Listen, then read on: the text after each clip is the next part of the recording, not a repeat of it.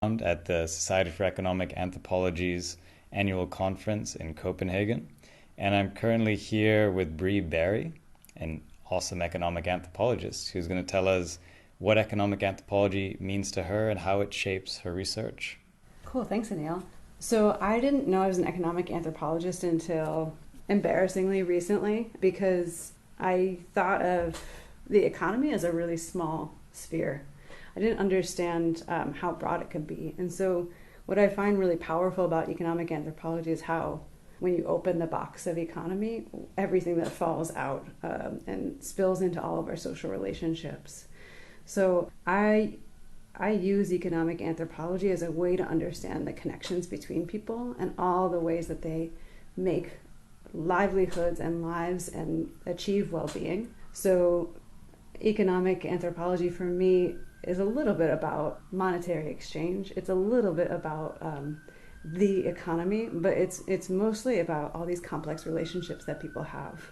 And a lot of the research that I do focuses on circular economies and secondhand economies. So all the ways that people get, gather, and get rid of used stuff. And part of that is mapping out the monetary value of it, what it means as a sector and what it contributes.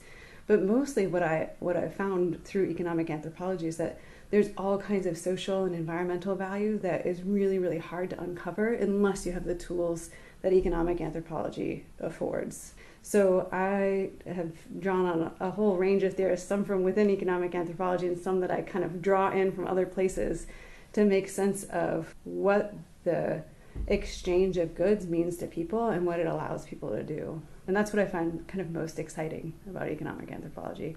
No, completely. Well, so you said that it took you quite a while, or you only recently started considering yourself to be an economic anthropologist. What took so much time? So when I started my PhD program, I thought of myself as really interested in environmental issues, right? So environmental issues associated with consumption and waste. And those are so clearly economic problems too, but I didn't see it that way because I was so focused on this environmental aspect. But the more I started to dig at it and pick it apart, these big questions, the more I saw that you can't separate the things we consume and the things we throw away from the economic system that creates such waste. And when I started to see the system in which people exist and the way that it shapes their relationships, that really opened up economic anthropology for me. And working with a great mentor, Cindy Eisenhower, who's an awesome economic anthropologist, really helped me kind of reframe my own perspective and see the linkages between economy and environment. Yeah, completely. Yeah. Well, thank you so much, Brie. It's been a pleasure chatting. Thank you.